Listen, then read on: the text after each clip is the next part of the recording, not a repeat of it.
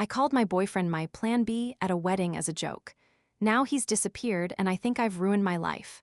Okay, Reddit, just lay it on me. I'm sitting in my apartment, and it's so quiet I can hear the refrigerator humming. It's never this quiet. His side of the closet is empty. His ugly-ass running shoes are gone from the front door. Even his toothbrush is gone. I made a joke, a truly monumentally stupid joke, and my boyfriend of 3 years, Adam, has vanished from my life. I think I might have just detonated everything, and I need someone to tell me if there's any way to undo this. To understand how I could be so stupid, you have to understand Adam. He's a software engineer, a bit of an introvert, and probably the most genuinely decent man I've ever met. He's the guy who remembers I hate pickles and will meticulously pick them out of my burger without me asking. He's the one who learned how to bake my favorite ridiculously complicated cake for my birthday. He's stable, he's kind, he's my rock. And then there are my friends. I love them, but they're different. Most of them are single, navigating the brutal dating scene, and our group chat is a constant stream of cynical jokes and horror stories.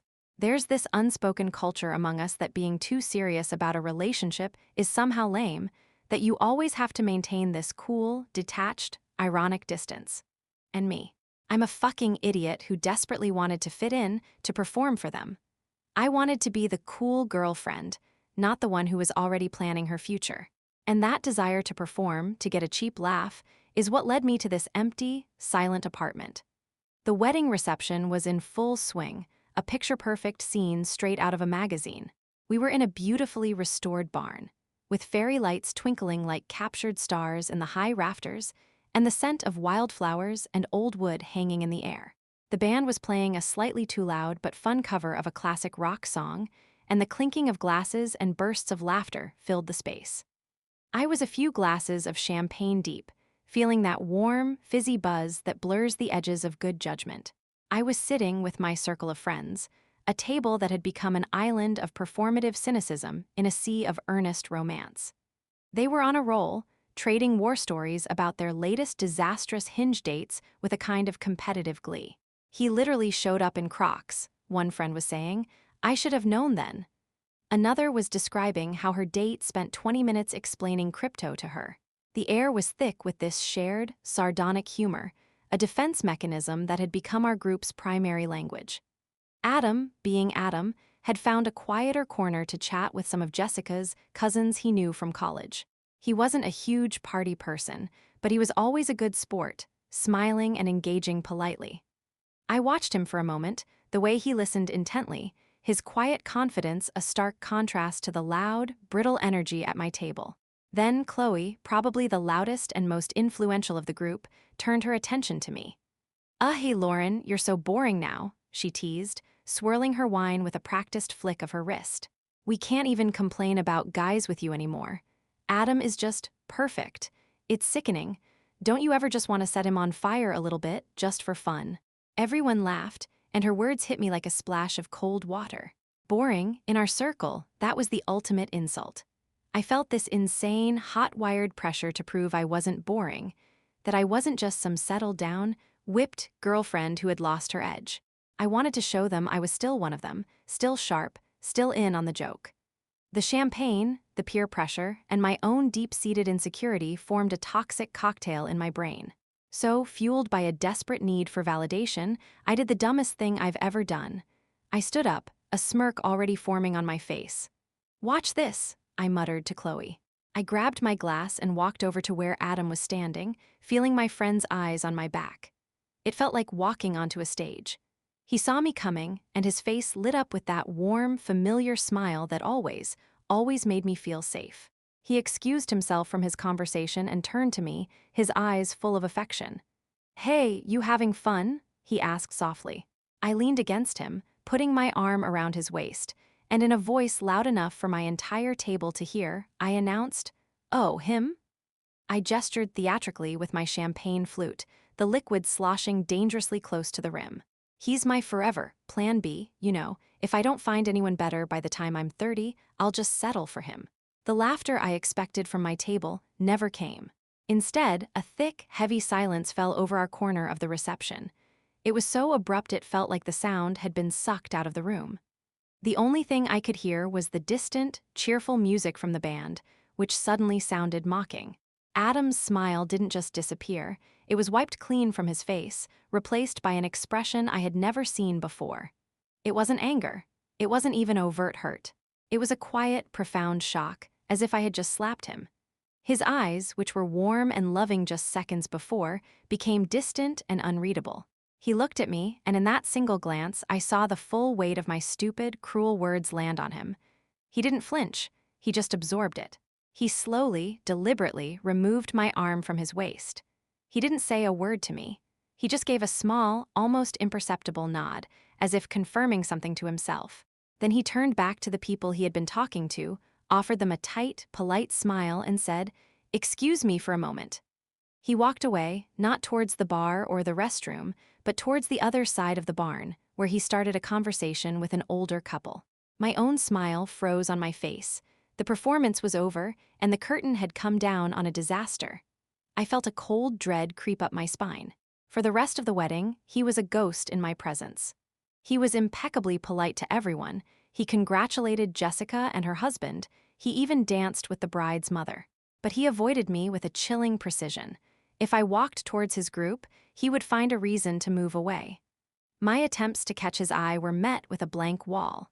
It was a masterclass in communication avoidance, and it was more terrifying than any fight we'd ever had. The car ride home was a tomb. The silence was so absolute it felt like a physical presence pressing in on me. I tried to break it, my voice sounding shrill and pathetic in the small space. "Adam, I was just kidding back there. It was a stupid joke for my friends." He didn't look at me. He just kept his eyes fixed on the dark road ahead. After a long moment, he said, "Okay." "No, it's not okay. I'm sorry. It was awful." "I heard you, Lauren," he said, his voice flat and devoid of any emotion. "I get it." But he didn't get it. Or rather, he did, and that was the problem. He understood perfectly, and he had simply shut down. He had built a wall, and I was on the outside of it. I woke up the next morning to the feeling of cold, empty space beside me in bed. The sunlight was streaming through the blinds, cutting sharp lines across the sheets where he should have been. For a groggy second, I thought he had just gotten up early for a run, which he sometimes did on Sundays to clear his head. My own head was pounding from the champagne, a dull, throbbing ache that was a physical reminder of my idiocy. The memory of the previous night felt blurry and surreal, like a bad dream I was struggling to shake off. "Adam, you up?" I called out, my voice raspy. The only reply was the hum of the refrigerator from the kitchen. The silence felt wrong, heavier than usual. I stumbled out of bed and into the bathroom, reaching for my own toothbrush. That's when I saw it, the empty slot in the ceramic holder next to mine. His toothbrush, the green one he'd had for months, was gone. So was his electric razor from its charging stand, and the specific woodsy-smelling face wash he used. A cold, sharp jolt of panic cut through my hangover haze. My heart started hammering against my ribs, a frantic, trapped bird. I rushed to our bedroom closet, my hands shaking so badly I could barely grip the handle. I yanked the door open. His side, the right side, was a neat, orderly void. His shirts, meticulously organized by color, were gone. His sweaters, folded on the top shelf, were gone. His one good suit, the one he wore to every wedding and formal event, was gone. Even the worn-out university hoodie he loved to lounge in had vanished. The only things left were a couple of empty wire hangers that chimed softly against each other, a lonely, metallic sound in the cavernous space. He hadn't just left for a run. He had left. I ran into the living room, my eyes scanning every surface for a clue, for a note, for anything. Nothing on the kitchen counter. Nothing on the coffee table. No angry, hastily scrawled message left on the whiteboard where we kept our grocery list. It was a silent, surgical extraction. He had removed himself from our shared life with a terrifying, premeditated efficiency. I grabbed my phone, my thumb slipping on the screen as I frantically navigated to his contact. I hit call. It rang once, then went straight to voicemail. "Hey, it's Adam. Leave a message." His recorded voice was so calm, so normal, it felt like a punch to the gut. I tried again, thinking it was a fluke. Voicemail, my breath hitched in my throat. I opened iMessage, my fingers flying as I typed out a desperate plea. "Adam, where are you? Please call me. We need to talk. I'm so sorry." I hit send. The message bubble turned a sickening, final shade of green. Not delivered. He had blocked my number. A wave of nausea washed over me. I quickly switched to Instagram, searching for his profile. User not found. Blocked. WhatsApp. A single gray tick. Blocked. He had systematically gone through our digital life and severed every single connection. It was the digital equivalent of watching him pack a bag and walk out the door, only colder, more absolute, and infinitely more cruel. He hadn't just disappeared, he had erased me. The next few hours were a blur of frantic, useless activity. I paced the apartment, phone in hand, rechecking all the apps as if they might magically unblock themselves. I tried calling from a blocked number, but it still went straight to voicemail. By early afternoon, desperation led me to call the people I thought would help, my friends. I called Chloe first, the ringleader from the wedding. I explained the situation, my voice cracking, expecting some sort of solidarity. Her reaction was a masterclass in awkward distancing. "Oh my God, seriously? He just left," she said, her voice dripping with a kind of detached, gossipy shock. "Wow, that's super dramatic of him," overjoke. "Some guys are so sensitive." There was no warmth, no offer to come over. It was clear she saw this as just another juicy story, a bit of drama to dissect with the others later. When I started to cry, she quickly made an excuse about having to run errands and promised to check in later. She never did. The other friends I called had similar reactions. They offered hollow platitudes like "he'll cool down" or "give him some space," but their discomfort was palpable. They didn't want to be involved. The very people whose approval I had so pathetically craved were now treating my crisis like a contagious disease. Their shallow support made me feel even more alone.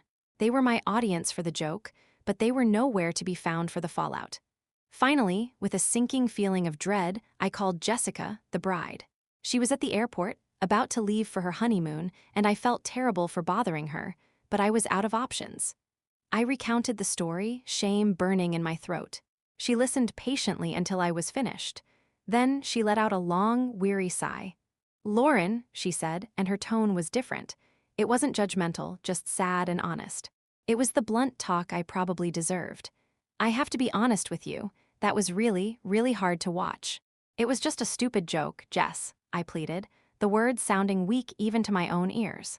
"Was it, though?" she asked gently. "Because this isn't the first time. For the last few months, any time you're with that group, you make these little digs at him. You make fun of his job because it's not creative. You roll your eyes when he talks about his hobbies. You treat him like he's this boring, predictable guy you're just tolerating. We've all noticed it." She paused, and I could hear the airport announcements in the background. I think Adam is an amazing guy, and he loves you more than anything. But he also has a breaking point. And Lauren, you didn't just step on his line, you tap danced all over it in front of everyone. That wasn't a joke. That was the last straw. Jessica's words echoed in my head long after the call ended. That was the last straw. It replayed over and over, each time feeling like a fresh stab of guilt.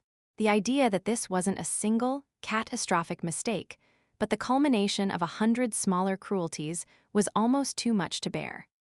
I had been so blind, so wrapped up in the performance of being the cool girlfriend, that I had completely missed the fact that I was slowly eroding the foundation of my own happiness. The next few days were hell. The silence in the apartment became a living entity, mocking me. Every object seemed to hold a memory. The coffee mug he used every morning. The worn spot on the couch where he always sat. The stupid little succulent he bought for the windowsill that I always forgot to water and he always remembered to save. I wandered through the rooms like a ghost, touching things he had touched, trying to feel some connection, but there was nothing. Just a profound and terrifying absence. I couldn't eat. I couldn't sleep. I spent hours staring at his blank contact photo on my phone, my thumb hovering over the call button, knowing it was useless. I composed and deleted dozens of long, rambling apology emails, none of which felt adequate, all of which I was too cowardly to send to his work address, the only line of communication I had left. On the fourth day, I decided I had to do something, anything, to feel less helpless. I started cleaning the apartment with a manic energy, scrubbing floors and wiping down surfaces as if I could somehow scrub away the mess I'd made of my life. That's when I found myself standing in front of the old wooden desk in the corner of our living room. It was his desk, where he'd work from home sometimes. He hadn't taken it with him. It was too big, too much of a hassle. Driven by some desperate, unnameable hope, I started going through the drawers. They were mostly filled with old cables, user manuals, and pens that didn't work. It was pointless. I was about to slam the last one shut in frustration when my fingers brushed against something small and hard at the very back. I pulled it out. It was a small, square, dark blue velvet box. My heart stopped. My breath caught in my throat. With trembling fingers, I opened it. Inside, nestled on a bed of white satin, was an engagement ring. It wasn't huge or flashy. It was a simple, elegant solitaire diamond on a thin platinum band. It was perfect. It was exactly what I would have chosen. Tucked beneath the ring was a folded piece of paper. I carefully unfolded it. It was a printout of a reservation for a boutique hotel in Monterey, the seaside town where we had our first real date. The reservation was for next month, for the weekend of our 4th anniversary. At the top of the page, in Adam's neat, blocky handwriting, were 2 words. The proposal, Plan A. The sight of the ring, the reservation, the words, Plan A, it was like a physical blow. The air rushed out of my lungs and I collapsed onto the floor, the velvet box clutched in my hand. A terrible, gut-wrenching sob tore its way out of my chest. It was a sound of pure, unadulterated loss. He wasn't my plan B, I was his plan A, I was his only plan. While I was out performing for my shallow friends, playing the part of a detached, too-cool-for-school cynic, he was quietly, lovingly building our future. He was planning the most romantic, meaningful proposal, taking us back to the place where it all began. The sheer, devastating irony of it was crushing. I had used the phrase Plan B as a cheap punchline, a way to get a laugh, completely oblivious to the fact that he was creating the most beautiful Plan A imaginable for us. Jessica was right. It wasn't just a joke. It was a betrayal of everything he was working towards, everything he believed we were. A week passed. A full, agonizing week of silence. Then, one night, as I was mindlessly scrolling through my phone, I saw it. His profile picture reappeared on my WhatsApp contact list. My heart leaped into my throat. He had unblocked me. For a wild, delirious second, I thought it was a sign. Maybe he was ready to talk. Maybe this was the opening I had been praying for. But it wasn't an olive branch. It was something far worse. Indifference. Unblocking me meant he no longer cared if I saw his life. He was so completely and totally done with me that my presence in his digital periphery no longer mattered. With a sense of morbid compulsion, I opened Instagram.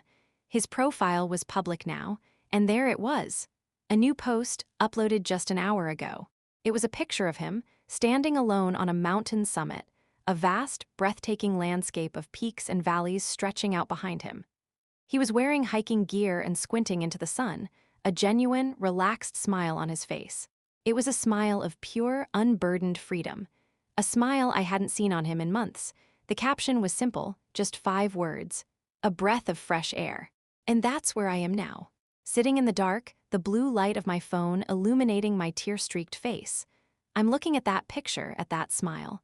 He's breathing fresh air on a mountaintop, starting over. And I'm trapped here, in this silent apartment, suffocating in the mess I made. My finger keeps swiping down, down, down, refreshing the page, as if I might find a different reality there. But there's nothing new. Just his smiling face, a world away, and the crushing, permanent silence of my life.